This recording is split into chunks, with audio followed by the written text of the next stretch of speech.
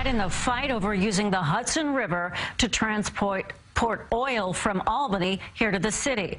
The Coast Guard is getting ready for increased barge traffic. Opponents say no way. CBS 2's Lou Young with the story in Yonkers.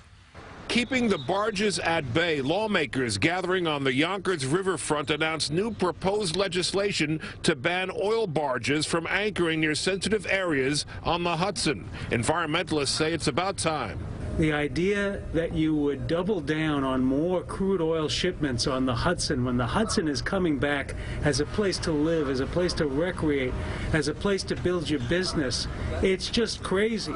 The oil we're talking about is largely for export, brought to Albany by train, then downriver by barge. About a year and a half ago, Congress ended a 40-year ban on the export of crude oil. And it created a need for more barges to transport oil out of the country.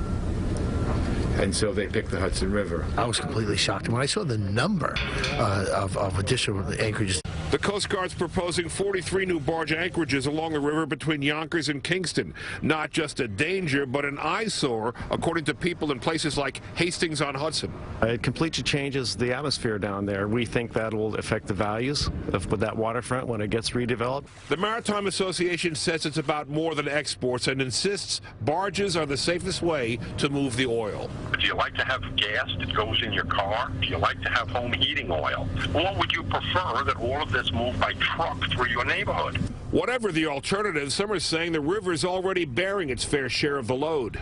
We don't want it. We don't need it. There's a better way to go. There are existing anchorage sites. We are not convinced there is a need for this. The legislation goes to Washington as the Coast Guard plans public hearings for the coming summer. We're in Yonkers. Lou Young, CBS 2 News. And Lou says the Coast Guard so far has received more than 10,000 public comments on his website regarding this anchorage proposal, and we are told most of those comments are in opposition of the idea.